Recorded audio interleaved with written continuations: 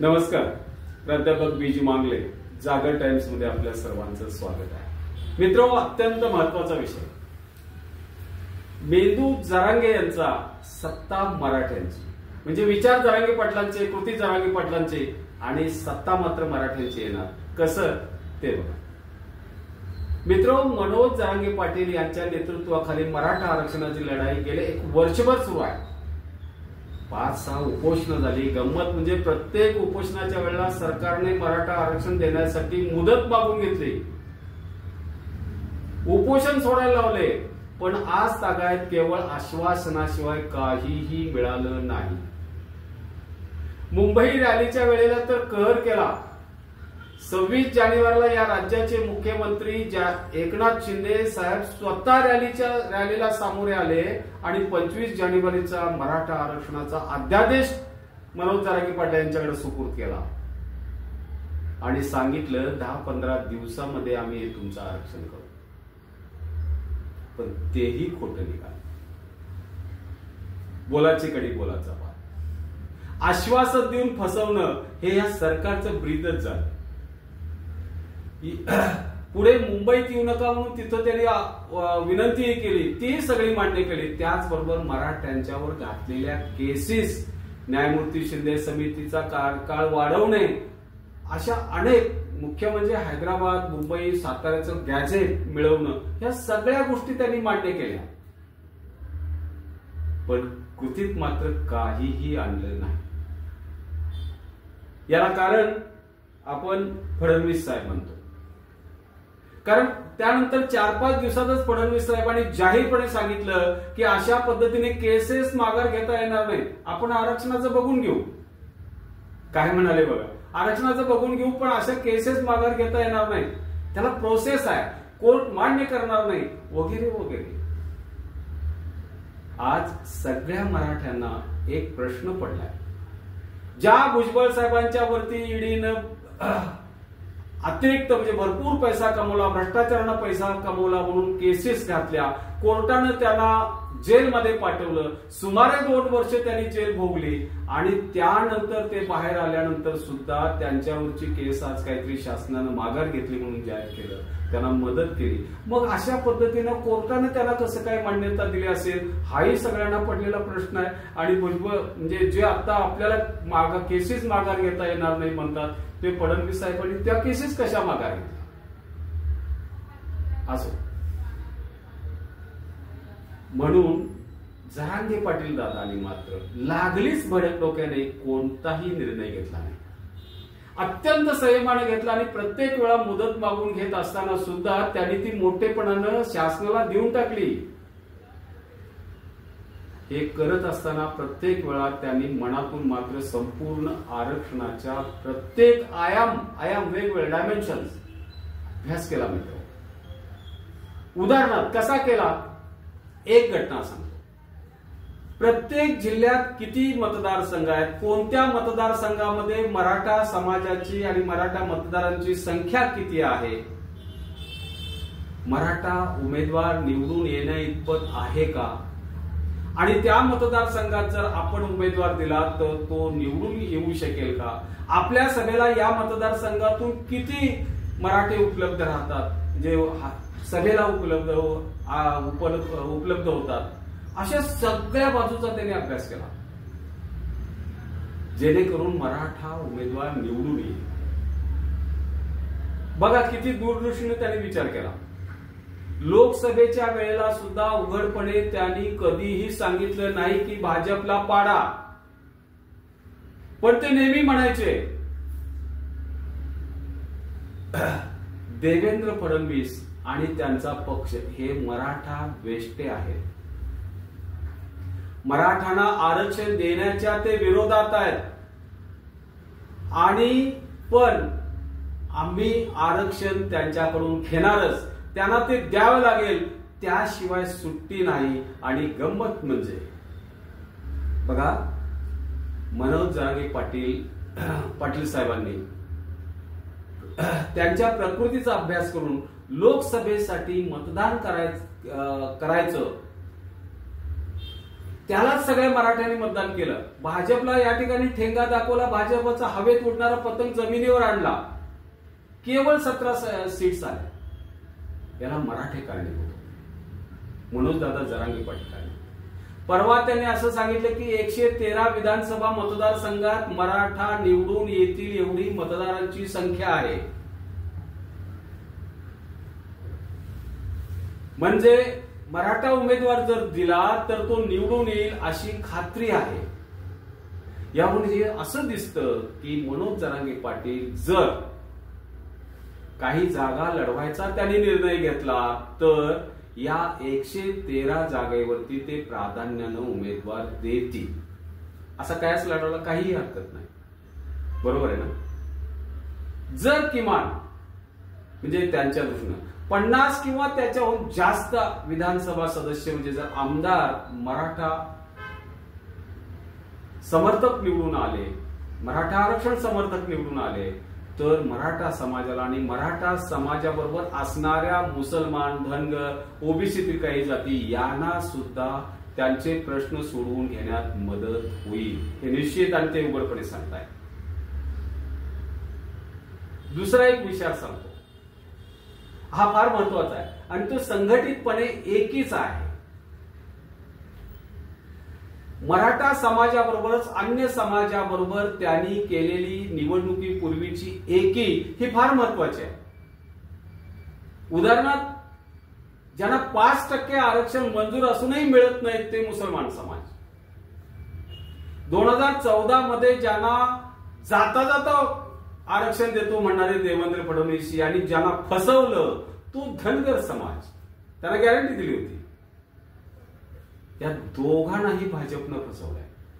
शिवाय आलुतेदार आहेत, बलुतेदार आहेत, या सर्वांना केवळ निवडणुकीसाठी तुमचा वापर होणार नाही तर तुम्हालाही उमेदवारी मिळणार असं ते उघडपणे जाहीर सांगतात. त्यांच्यातील ही व्यक्तीची निवड ही कुठली जात बघून होणार नाही असं त्यांनी स्पष्टपणे सांगितलंय. केवळ मराठा म्हणून होणार नाही असंही त्यांनी सांगितलंय. आपण ज्या वेळेला आरक्षण देणारे होऊ त्यावेळेला या प्रत्येक समाजाला आपली सत्ता आल्याचा भास होईल, आपली सत्ता आल्याचा आनंद होईल. प्रत्येक समाजाला उपमुख्यमंत्री पद मिळेल. म्हणजे एक मुख्यमंत्री आणि जेवढ्या जाती तेवढे उपमुख्यमंत्री. विशेष म्हणजे गरीब, कष्टकरी, जातीपातीचा विचार न करता गरीब लोकांच्या हातात मी सत्ता देईन असं ते म्हणतात. किती मोठा विचार आहे. ही त्यांची दूरदृष्टी लोकांना भावलेली आहे, मित्र, आवडलेली आहे. तिसरा भाग सांगतो. या राज्याचे चालक खऱ्या अर्थाने फडणवीस साहेब आहेत आणि तेच सगळे निर्णय घेतात हे सर्वांना माहिती आहे. आतापर्यंत देवेंद्र फडणवीस साहेबांनी मराठा आरक्षणाला खो घातला, खोत घालायचं काम केलं. शिवाय मराठा आंदोलनकर्त्यावरती गंभीर केसेस पण त्यांनी त्यांच्या गृह खात्यातर्फे घालायला लावल्या असा आरोप आहे. साहजिकच जरांगे पाटलांच्या टार्गेटवरती फडणवीस साहेब आहेत. ते नेहमी म्हणतात फडणवीस साहेब हे मराठा द्वेषी आहेत आणि ते जाणून बुजून आमच्यावरती केसेस घालतायत. सत्तेवर असल्यामुळे त्यांना त्यांच्या सहकार्यांना खाली खेचणे आणि त्यांना निवडणुकीत पाडा असं ते आज उघडपणे सांगतायत. म्हणजे 29 तारखेला जर उमेदवार उभे करायचे की पाडायचा हा जो निर्णय जरांगे पाटील घेणार आहेत त्या दिवशी फडणवीस साहेबांच्या उमेदवारांचं काही खरं नाही दिसत नाही असं म्हणायला काही हरकत नाही. कारण ते मराठ्यांना हाताशी धरून फडणवीस साहेबांच्या उमेदवारांना घरी बसवणार हे निश्चित दिसतंय. चौथा मुद्दा सांगतोय. आंदोलनास प्रति आंदोलनाची नीती ही फडणवीस साहेबांची या समाजाला दिलेली अत्यंत घातक अशी नीती आहे असं म्हणावं लागेल. का आंदोलन कुठल्या कारणासाठी होतंय आणि ते प्रश्न सोडवला पाहिजे हे राहिलं बाजूला, त्या आंदोलनाला प्रति आंदोलनाची नीती ते राबवतात. हा कार्य ते हे काम ते करताय. मराठ्यांना 50%च्या वर असणारं बेकायदेशीर घटनेमध्ये न बसणारं आरक्षण नको होतं. म्हणून त्यांनी मराठा समाजाच्या मूळ कागदपत्रांची उदाहरणार्थ हैदराबादचं गॅजेट, साताराचं गॅजेट, मुंबईचं गॅजेट या नोंदी शोधा. त्या नोंदीवर हुकूम मराठ्यांना कुणबी प्रमाणपत्र द्या आणि त्या माध्यमातून ओबीसी प्रवर्गातून आरक्षणाची मागणी त्यांनी केली. यामध्ये काय बेकायदेशीर असं आहे? मला वाटतं काहीही नाही. तथापि आपल्या म्हणजे बीजेपीच्या रक्तात ओबीसीचा डीएनए आहे म्हणणाऱ्या देवेंद्र फडणवीस साहेबांनी या विचाराला पद्धतशीरपणे विरोध केला. एक तर मराठ्यांना 10% बेकायदेशीर घटना बाह्य आरक्षण देऊन मराठ्यांचा एक वर्ग या आंदोलनातून फोडून काढण्याचा प्रयत्न केला. काही नेते कुठले? समाज तिथंच आहे जरांगे पाटलांच्या बरोबर. आंदोलनाला विरोध करताना मंत्री छगन भुजबळ ओबीसीचे नेते यांना उठवून उभा केलं. त्यांच्यावरती प्रचंड भ्रष्टाचाराचा आरोप, कोर्टात त्यांच्या विरोधात केसेस, कोर्टानं त्यांना 2 वर्ष साधारणपणे जेलमध्ये ठेवलेलं, असं सगळं गैर असताना त्यांच्यावरच्या केसेस माघार घेण्यापासून त्यांना मदत करण्यापर्यंत देवेंद्र फडणवीसांची भूमिका आहे. म्हणजे फडणवीस साहेब कोणत्या मराठ्यांना आरक्षण द्यायचं नाही यासाठी ते कोणत्याही स्तरापर्यंत जातात. पण त्यामुळं घडलं काय? मराठ्यांच्या हातात आलेलं आरक्षण मात्र दूर याचा सगळ्या मराठा समाजाला, आरक्षणकर्त्या, आंदोलनकर्त्या समाजाला प्रचंड राग आला. तसा तो जरांगे पाटलांनाही झाला, पण त्यांनी आपला राग आणि आपला संयम ढळू दिला नाही. आपल्या भाषणातून त्यांनी देवेंद्र फडणवीस, छगन भुजबळ यांच्यावरती टार्गेट करून त्याला झोडपून काढलं. पण लोकशाही मार्गाने आपल्या मागण्या मान्य करण्याचं तंत्र मी सोडणार नाही असं उघडपणे त्यांनी सांगितलं.